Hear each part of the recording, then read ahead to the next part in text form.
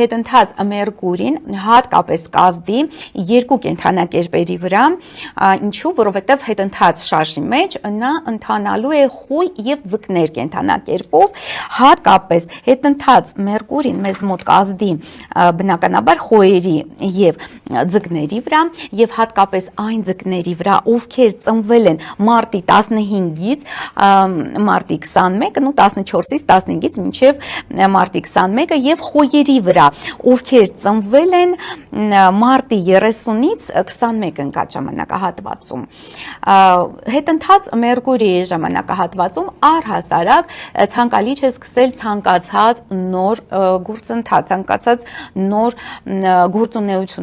գործունեություն կամ ինչ-որ հեռանկարային նախագիծ,